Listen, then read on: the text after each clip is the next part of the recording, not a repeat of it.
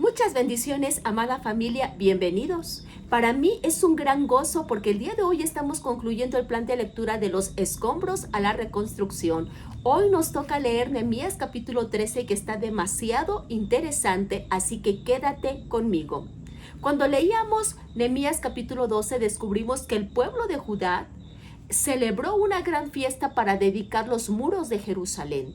Todo mundo pensaría que todo marcharía bien, el pueblo caminaría en fidelidad y toda la nación estaría gozando de una estabilidad espiritual. Pero Nehemías 13, escucha esto, es uno de los capítulos más confrontativos de todo el libro. Acuérdate que Nehemías llegó de Persia con el objetivo de reconstruir los muros de Jerusalén, pero una vez concluidos los trabajos, él tuvo que regresar a Persia. Cuando regresa una vez más a Jerusalén, se da cuenta que hay un atraso espiritual. Esto nos da una gran lección. El corazón humano tiende a abandonar, a olvidarse de Dios si no se tiene una convicción firme de obediencia. Es decir, que la restauración no es un evento, es un proceso constante. Así que di conmigo, yo tengo que cuidar mi restauración. Y vamos a iniciar la reflexión de este capítulo realizando una oración. También quiero comentarte que compartas este contenido con uno de tus conocidos y que escribas en los comentarios aquello que te ha sembrado una gran sabiduría en tu corazón. Vamos a iniciar orando. Padre nuestro que estás en los cielos, gracias por tu fidelidad.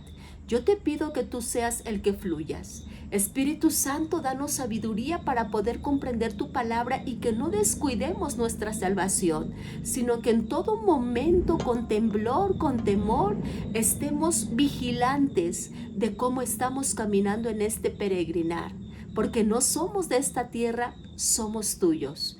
En el nombre de Cristo Jesús, amén y amén. Vamos a iniciar leyendo Nehemías capítulo 13. Dice la palabra de Dios así: aquel día se leyó en el libro de Moisés, oyéndolo el pueblo, y fue hallado escrito en él que los amonitas y moabitas no debían entrar jamás en la congregación de Dios, por cuanto no salieron a recibir a los hijos de Israel con agua y pan, sino que dieron dinero a Balaam para que los maldijera. Mas nuestro Dios volvió la maldición en bendición. Cuando oyeron pues la ley, separaron de Israel a todos los mezclados con extranjeros. Y antes de esto, el sacerdote Eliasib, siendo jefe de la cámara de la casa de nuestro Dios, había emparentado con Tobías y le había hecho una gran cámara en la cual guardaban ante las ofrendas el incienso, los utensilios, el diezmo del grano, del vino y del aceite que estaba mandado dar a los levitas, a los cantores y a los porteros, y la ofrenda de los sacerdotes. Mas a todo esto yo no estaba en Jerusalén, porque en el año 32 de Artajerjes, rey de Babilonia, fui al rey. Y al cabo de algunos días pedí permiso al rey para volver a Jerusalén, y entonces supe del mal que había hecho Eliasib por consideración a Tobías, haciendo para él una cámara en los atrios de la casa de Dios. Y me dolió en gran manera, y arrojé todos los muebles de la casa de Tobías fuera de la cámara. Y dije que limpiasen las cámaras, e hice volver allí los utensilios de la casa de Dios, las ofrendas y el incienso. Encontré asimismo que las porciones para los levitas no les habían sido dadas, y que los levitas y cantores que hacían el servicio habían huido cada uno a su heredad. Entonces reprendí a los oficiales y dije: ¿por qué está la casa de Dios abandonada? Y los reuní y los puse en sus puestos.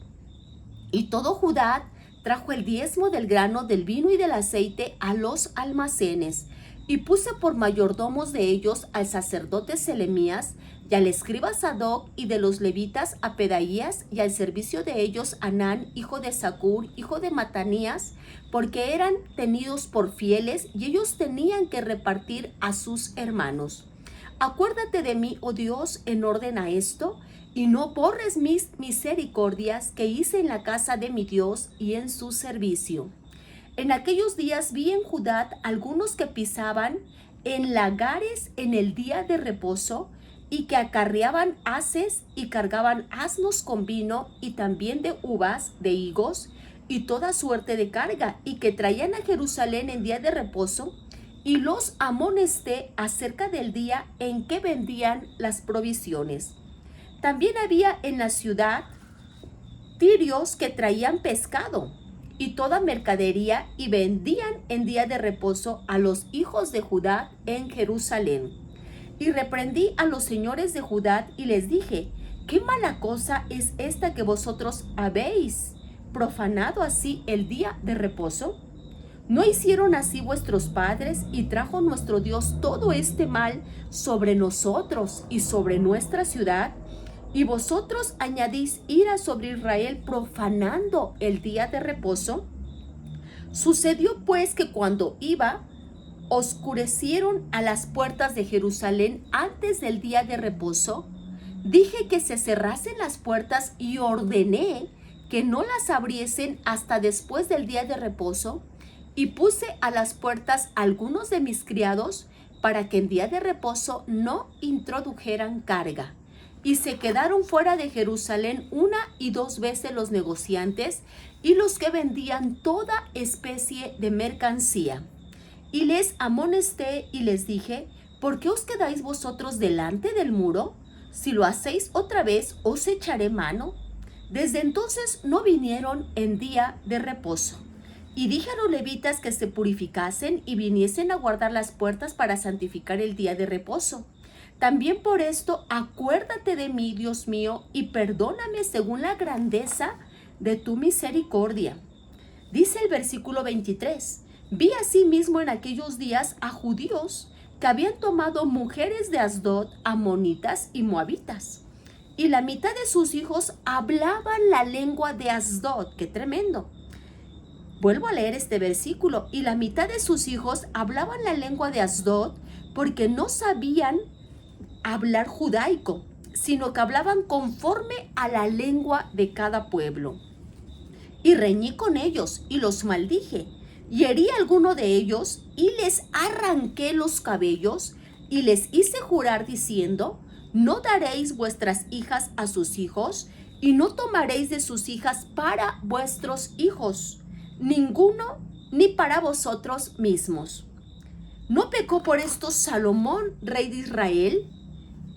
Bien que en muchas naciones no hubo rey como él, que era amado de su Dios, y Dios lo había puesto por rey sobre todo Israel. Aún a él le hicieron pecar las mujeres extranjeras.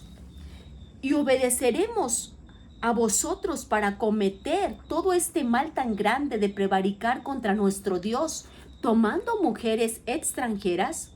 Y uno de los hijos de Joiada, hijo del sumo sacerdote Eliasib, era yerno de Sambalat, horonita, por tanto lo ahuyenté de mí. Acuérdate de ellos, Dios mío, contra los que contaminan el sacerdocio y el pacto del sacerdocio y de los levitas. Los limpié pues de todo extranjero y puse a los sacerdotes y levitas por su grupo, a cada uno en su servicio, y para la ofrenda de la leña en los tiempos señalados y para las primicias. Acuérdate de mí, Dios mío, para bien. Este versículo, este capítulo está demasiado, pero demasiado interesante, y yo quiero compartir contigo 5 áreas claves que reformó Nehemías y que tiene aplicaciones muy profundas para nuestra vida cotidiana. Este capítulo nos presenta una de las facetas del liderazgo que no es nada sencilla, porque se trata de reformar para tomar la forma de Dios. Acuérdate que Nehemías era el copero de Artajerjes, rey de Persia, y él le pidió permiso al rey para ir a reconstruir los muros de Jerusalén. Cuando concluyeron los trabajos, él tuvo que regresar a Persia porque allá estaba su trabajo, allá vivía, le tenía que entregar cuentas al jefe. Cuando él regresa a Jerusalén, se da cuenta de que las cosas no estaban de una buena manera. Los de Judá se habían descarriado, habían hecho cosas contrarias a lo que marcaba la ley de Dios. Fíjate lo que dice el versículo 6. Mas a todo esto yo no estaba en Jerusalén, porque en el año 32 de Artajerjes, rey de Babilonia, fui al rey, y al cabo de algunos días pedí permiso para volver a Jerusalén, y entonces supe del mal que había hecho Eliasid por consideración a Tobías. Tobías era ese hombre enemigo del pueblo de Dios que todo el momento de la reconstrucción de los muros se opuso junto con Sanballat, pero ahora lo habían premiado porque le habían permitido vivir en los atrios de la casa de Dios. Entonces fíjate, porque Nehemías regresa a Persia porque Artajerjes, rey de esa nación, le había dado permiso únicamente para reconstruir los muros y él tenía que ir a rendir cuentas. Y tal vez los de Jerusalén creyeron que nunca más iba a regresar. Tal vez dijeron, va a estar allá muy cómodo con tanta riqueza, bienes. Allá en Babilonia se va a quedar. Pero cuando regresa Nehemías, se da cuenta de que hay un desorden tremendo. ¿Qué era lo que estaba pasando? Muchos de los de Judá se habían mezclado con mujeres extranjeras. Estaban desobedeciendo la ley de Dios y este era un pecado en el que la nación caía constantemente y hoy estaba emergiendo una vez más. Además, a Tobías, el amonita, el enemigo del pueblo de Dios, estaba viviendo en los atrios del templo. También había quienes estaban negociando en el día de reposo, y algo más tremendo es que muchos de los judíos se habían mezclado y ahora sus hijos no sabían hablar el idioma judío. Qué tremendo era lo que estaba pasando. Tú y yo tenemos que recordar que el pueblo judío fue enseñado por los sacerdotes acerca de la ley de Dios. Dice el capítulo 8 que los sacerdotes, los levitas, hicieron grupos pequeños para enseñar poco a poco la ley de Moisés y que no tan solo fuera escuchada, sino que también aplicada. Ellos fueron conmovidos, le pidieron perdón a Dios por toda la desobediencia que habían tenido a lo largo del tiempo y no tan solo dijeron vamos a hacerlo de palabra, sino que vamos a llevar ese compromiso a un documento y lo firmaron. Nehemías hizo todo lo posible para que las cosas caminaran bien, pero qué tristeza que cuando él regresa, ellos habían roto con el compromiso. Por lo tanto, Nehemías llega, ve el desorden en el que está la nación y él hace 5 reformas que yo quiero compartir contigo. Y yo le pido al Espíritu Santo que Él pueda ministrar tu corazón como ha ministrado mi corazón grandemente. Y la primera reforma que hace Nehemías, la tengo aquí anotada en mis apuntes, es volver a la palabra. El primer paso de toda reforma debe de ser volver a la palabra. Nehemías tenía la palabra de Dios como su norma de fe y de conducta. Y es necesario que tú y yo tengamos a la palabra de Dios como nuestro referente. Por eso el apóstol Pablo dice que tenemos que llevar todo pensamiento cautivo a la obediencia de Cristo. Todo lo que tú piensas, todo lo que tú escuchas, tienes que filtrarlo por la palabra de Dios. Así te lo diga una persona a la que tú respetas demasiado, debes de filtrar todo con la palabra de Dios. Y fíjate lo que dice el primer versículo.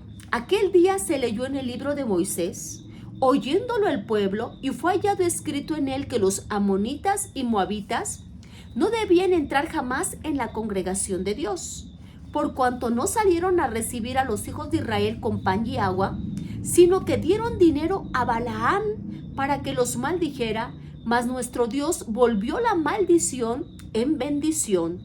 Cuando oyeron pues la ley, separaron de Israel a todos los mezclados con extranjeros. Nehemías inicia con la lectura de la palabra de Dios y esto provoca una convicción. Si te das cuenta, el capítulo comienza diciendo que de manera pública se leyó toda la ley de Moisés. Allí el pueblo descubre que los amonitas, los moabitas y los de Asdod no deberían de mezclarse con el pueblo de Israel, porque cuando los israelitas iban camino por el desierto rumbo a la tierra prometida, no fueron ayudados por estas naciones. Al escuchar la palabra trajo convicción y accionaron. Di conmigo, accionaron, porque separaron a todos los que se habían mezclado con los extranjeros. Y aquí aprendemos verdades fundamentales. Cuando dejamos la palabra de Dios, nuestras actitudes se contaminan, pero cuando volvemos a ella, todo comienza a alinearse. Hoy yo te vengo haciendo una pregunta. ¿Hace cuánto no permites que la palabra de Dios confronte tus pensamientos, tus relaciones, tus actitudes? Tal vez tú te has mezclado con cosas que Dios ya te mostró que no le agradan. Tal vez tus relaciones, tus prácticas, tus pensamientos hoy necesitan ser confrontados con la palabra de Dios. Hoy tú tienes que cortar con toda mezcla, porque a Dios le tenemos que servir con integridad. Tenemos que volver a la palabra, amada iglesia. La palabra tiene que guiar todo lo que nosotros hacemos. Cada día tenemos que preguntarnos, ¿qué haría Jesús si estuviera en mi lugar? ¿Cómo educaría Jesús a mis hijos? ¿Cómo respondería Jesús ante esta situación que a mí no me parece? ¿Qué haría Jesús ante este evento que me está pasando? La palabra tiene que ser nuestro referente. Así que di conmigo, yo vuelvo a la palabra. Esa es la primera reforma. Y la segunda reforma que implementa Nehemías es volver a la santidad. Acuérdate que Nehemías había abandonado Jerusalén, había ido a Persia, y cuando él regresa se da cuenta de que uno de los sacerdotes, Eliasib, había sido condescendiente con Tobías, el enemigo del pueblo de Dios. Si ese hombre que se había opuesto al proyecto de Dios, ahora había sido premiado porque le habían dado una habitación del templo. ¡Qué tremendo está esto! Cuando Nehemías regresa y ve esto, se indigna y toma una acción radical. Fíjate lo que dice el versículo 8. Y me dolió en gran manera y arrojé todos los muebles de la casa de Tobías fuera de la cámara. Nehemías entendía que el templo era sagrado y que lo profano, lo inmundo, no podía ocupar un espacio. Esto me ministra profundamente. Y yo le pido al Espíritu Santo que también esté hablando a tu corazón, porque muchas veces permitimos que Tobías esté viviendo en nuestro templo, en nuestro corazón. El apóstol Pablo escribe en la primera carta a los Corintios, capítulo 3, versículo 16, ¿no sabéis que sois templos del Espíritu de Dios y que el Espíritu Santo mora dentro de vosotros? Hoy yo te vengo haciendo una pregunta. ¿Cuáles son los Tobías que están viviendo dentro de tu corazón? Porque tal vez tú has dicho, yo no tengo tiempo para las cosas de Dios, para ir a la iglesia, pero sí tienes como Tobías a las redes sociales. Las redes te están robando el tiempo. O tal vez tienes muchas palabras para discutir, pero de ti no salen palabras para alabar a Dios. O tal vez Tobías sea ese pecado oculto que tú no has podido abandonar.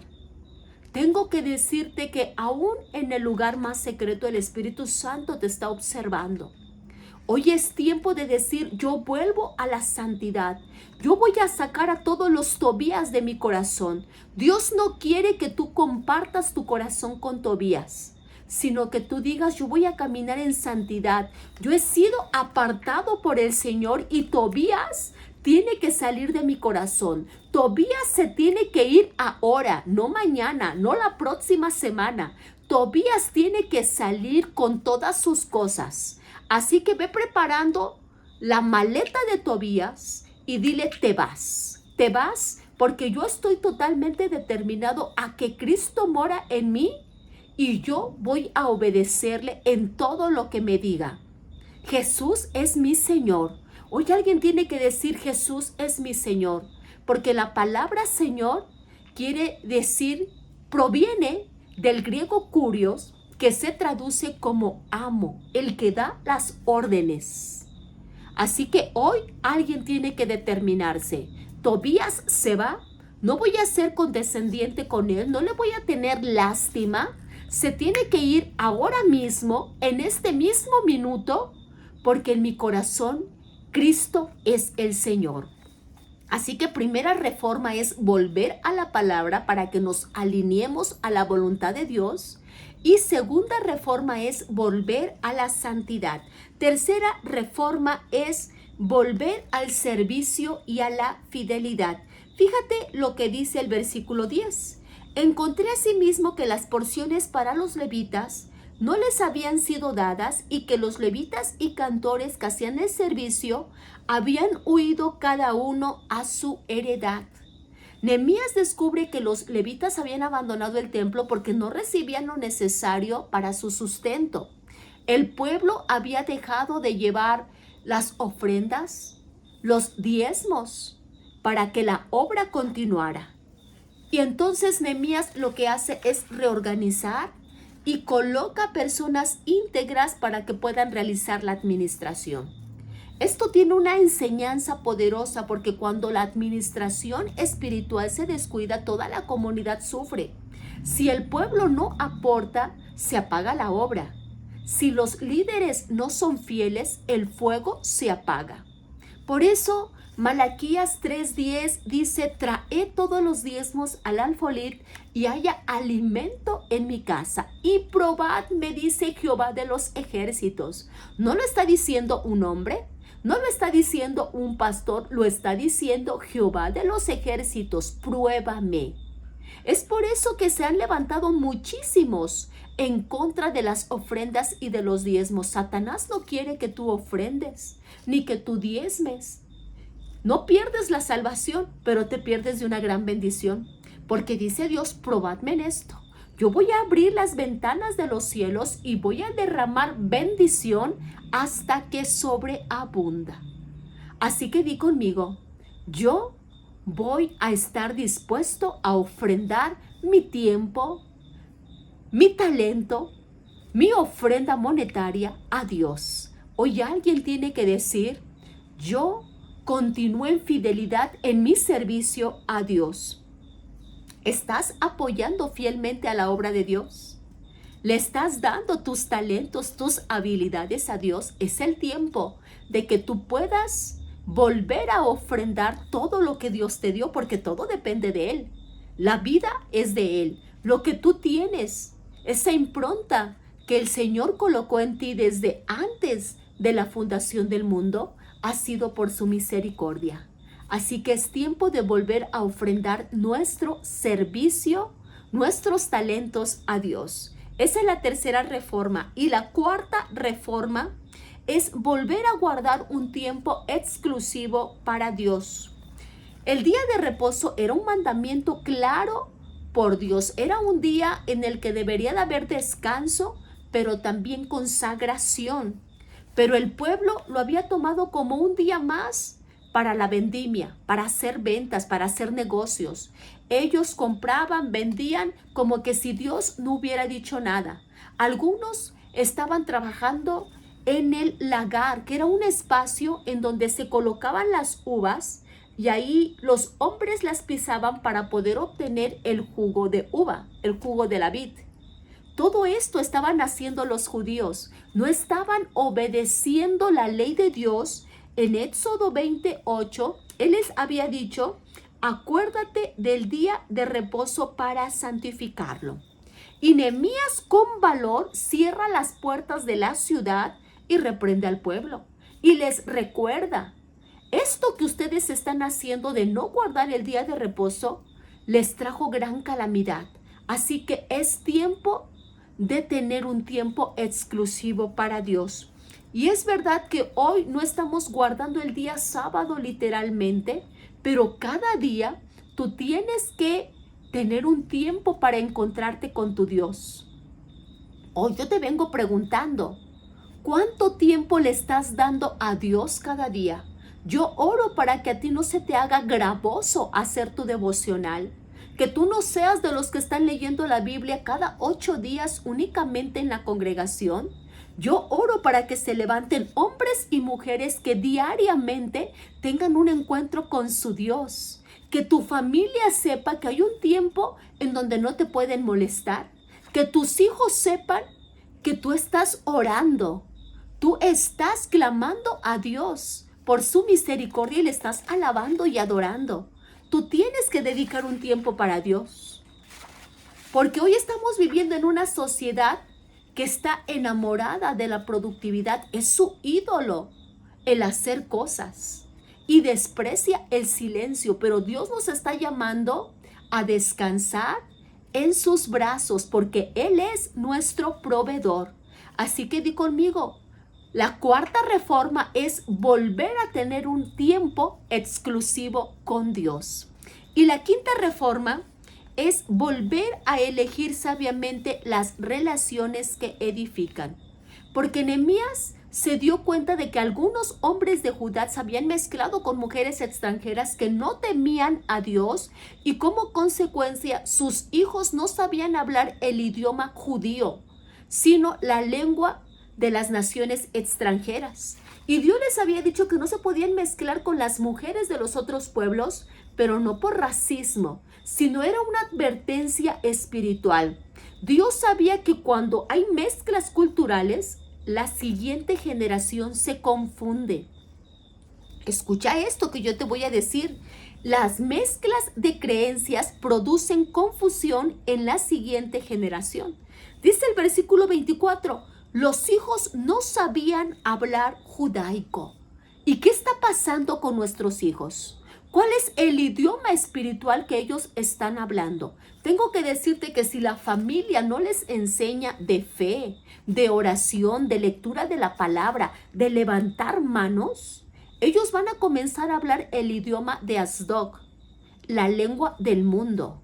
Hoy, amada iglesia, tenemos que cuidar que nuestros hijos amen a Dios con todo su corazón. Oro para que tú seas ese padre, esa madre que lance a sus hijos hacia su propósito y que tú puedas decir con toda seguridad, herencia de Jehová son mis hijos y yo y mi casa vamos, claro que sí, yo y mi casa vamos a servir a nuestro Señor. 5 reformas que tuvo que realizar Nehemías.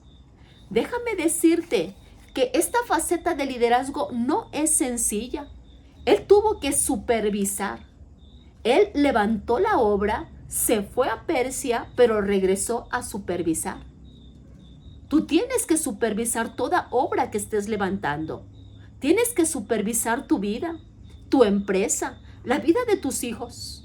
Tus hijos tienen que ser supervisados. ¿Cómo van en escuela? ¿Cuántos versículos bíblicos se saben de memoria? Hay padres que subestiman a sus hijos. Yo no les voy a enseñar un capítulo porque pobrecitos están chiquitos. Los judíos desde pequeños comienzan a aprenderse capítulos completos. Se dice que a los 6 años ya se saben todo el Pentateuco, Génesis, Éxodo, Levítico, Números y Deuteronomio. Así que enséñale a tus hijos versículos bíblicos, que ellos se sepan la palabra de Dios. Tú tienes que supervisar a tus hijos. Ellos tienen que saber que deben ser supervisados, que la supervisión les hace bien. Supervisa cómo está su cuarto, qué adornos tienen allí en las paredes, qué objetos están guardando en sus muebles. Supervisa qué es lo que andan trayendo en la mochila. Enseña a tus hijos a la supervisión, porque si no, cuando son grandes, no les va a gustar que un jefe los supervise y se van a ir del trabajo inmediatamente. Porque como ellos no fueron supervisados cuando eran niños, como no hubo quien los educara, quien les dijera, esto es incorrecto, esto no lo hagas de esa manera, cuando son grandes tampoco no quieren que se les supervise, que se les corrija. Tú tienes que enseñar a tus hijos la importancia de la supervisión.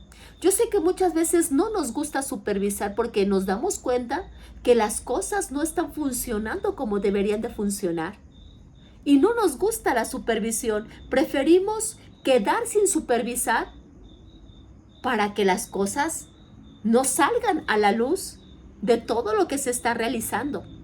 Pero tú y yo tenemos que supervisar la obra, porque después de supervisar viene la corrección. Fíjate lo que dice el versículo 17. Y reprendí a los señores de Judá y les dije, qué mala cosa está que vosotros hacéis profanando así el día de reposo. Es decir, corregir tiene que ver con confrontar. Tú tienes que tener pláticas profundas y no fáciles con tus hijos. Pero ellos tienen que ser confrontados. Tú no puedes ser como Elí, que veía que sus hijos estaban haciendo cosas malas y se hacía de la vista gorda, como que si no se daba cuenta. No. Ya que supervisaste, corrige. Llama a tus hijos y diles, yo no voy a permitir que ustedes realicen esta situación. Lo que están haciendo es incorrecto y a Dios no le agrada y yo no los voy a consentir. Que quede bien claro que ustedes no van a actuar de esa manera frente a mí. Tal vez cuando sean más grandes van a tomar la decisión de hacer lo que ustedes quieran, pero no va a ser con mi consentimiento. Tú tienes que corregir y yo sé que el Espíritu Santo te va a estar respaldando. Va a estar trabajando con el corazón de tus hijos para que ellos sean heraldos del Dios viviente, que ellos sean obedientes a la palabra del Señor. Amada iglesia, tenemos que cuidar nuestra salvación. Yo te decía al principio que la restauración no es un evento, es un proceso constante, porque dice la palabra que el enemigo anda como león rugiente buscando a quien devorar. Yo vuelvo a repetir la frase que te dije hace un ratito. La restauración no es un evento, es un proceso constante. Tenemos que estar vigilantes, tenemos que supervisar y hacer las reformas que sean necesarias. Yo no sé si tú estés determinado a decir, yo y mi casa vamos a obedecer a Dios. Si tú eres uno de ellos, escríbelo ahí en la caja de comentarios. Y también escribe, yo voy a estar supervisando que se cumpla la voluntad y el propósito de Dios en mi vida, en mis hijos, en mi empresa, en todo lo que yo hago. Amén. Vamos a orar. Vamos a pedirle a Dios que nos dé la sabiduría para caminar conforme a su voluntad. Padre nuestro que estás en los cielos, ayúdanos a volver a la palabra. Tenemos que obedecerte, pero es conociendo lo que tú escribiste. Y ayúdame, Espíritu Santo, si yo tuviera un Tobías en mi corazón, que huya ahora. En el nombre de Jesús. En el nombre de Jesús. Que yo pueda tener un tiempo de estar contigo cada día, que no me olvide de tener esa comunión contigo, Espíritu Santo. Sé tú el que nos ayudes a hacer las reformas necesarias en nuestras vidas y en nuestras familias, porque queremos agradarte. Queremos que nuestros hijos hablen tu idioma, no el de este mundo. Queremos que toda nuestra casa sea para ti. Queremos darte nuestros talentos, nuestro servicio, porque reconocemos que todo depende de ti. Espíritu Santo, gracias. En el nombre de Jesús, amén y amén. Muchas bendiciones, amada familia. Estamos concluyendo el plan de lectura de los escombros a la reconstrucción y vuelvo a repetirte, yo estoy muy contenta porque mejor es el final de un asunto que su comienzo. Y tú y yo no hemos sido de los que han dejado las cosas a medias. Las estamos concluyendo. Hemos concluido este plan para la gloria y honra de nuestro Dios. Nos vemos en el próximo plan.